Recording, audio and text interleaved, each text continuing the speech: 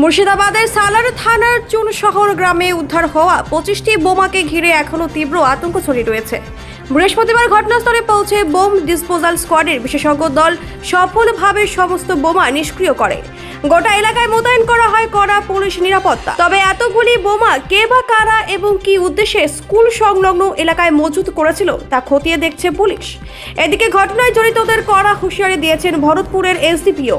স্থানীয়দের দাবি, পুলিশের তৎপরতায় বড়সড় বিপদ এড়ানো সম্ভব হয়েছে। এবার শুনুন এ বিষয়ে কি বলছেন ভরতপুরের এসডিপিও ও স্থানীয় বাসিন্দারা। Bureau report, DN news, Kolkata. হ্যাঁ, ঘরে বসেছিলাম, আওয়াজ হলো, তারপরে বেরিয়ে দেখলাম যে পুকুরে ফাটাইলো। কিরকম আওয়াজ হলো? খুব শব্দ হইলো, ফাটাইলো তো এখন একটা ফাটাইলো না দুটো ফাটাইলো দেখিনি কো। ঘরে হলেই শুনলাম, ঘরে হলেই শুনলাম।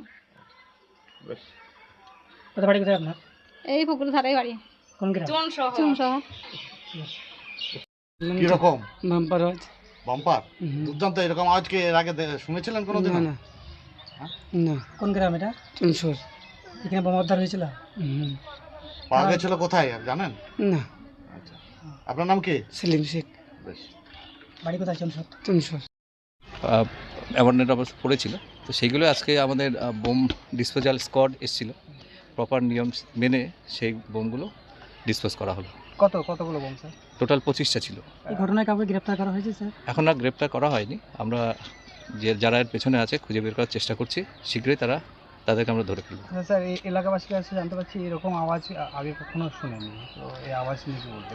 আওয়াজ তো দেখুন, বোম ফাটলে তো আওয়াজ হবে, তো এটা ডিসপোজ করতে গিয়ে যেটা নর্মাল আওয়াজ সেটাই হয়েছে।